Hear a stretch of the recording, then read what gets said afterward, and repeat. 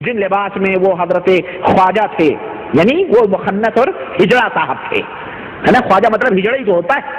آپ دیکھیں ڈکشنری کی کتاب فیروز اللغات میں خواجہ کے معنی ہجڑا بتایا ہوا ہے. اب مختلف قوموں میں مختلف معنی ہیں بہرحال، لیکن ہمارے ہاں خواجہ ہجڑوں ہی کو کہا جاتا ہے. چنانچہ ہمارے یہاں جو ہیں اجمیر شریف میں جو خواجہ غریب نواز ہیں، اللہ کی قسم بتا رہا ہوں، مجھ سے تو باقاعدہ اس نے بیان دیا کہ وہ پورے ہجڑے اور ہندوستان، پاکستان، بنگلہ دیش سے ٹرینیں ان کے لیے فری ہوتی ہیں. اور یہ رجب کا مہینہ آ رہا ہے، یہ جماعت الثانی ہے نا، یہ رجب 6 رجب کو ان کا عرس شروع ہوگا اور آج ہی سے بھیڑ شروع ہوگی. اور چاروں طرف سے وہ ڈھولے ڈپڑیاں لے کے سارے ہجڑے وہاں جمع ہوتے ہیں. اور ان سے کہا جائے تو کہتے ہیں کہ جی ہماری قوم کے لوگ تھے، ہماری قوم کے حضرت تھے، ہم ہی نہیں، اگر عرس میں حاضر ہوں گے تو ہماری برادری کے لوگ ہمیں نکال دیں گے.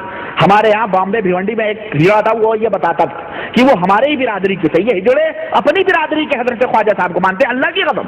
اس لیے آپ دیکھیں جتنے ہجڑے ہوں گے آپ کو وہاں ملیں گے. اور ٹرین ان کے لیے فری، ان کے لیے نہ ٹکٹ ہے کچھ بھی نہیں ہے، صاحب فری.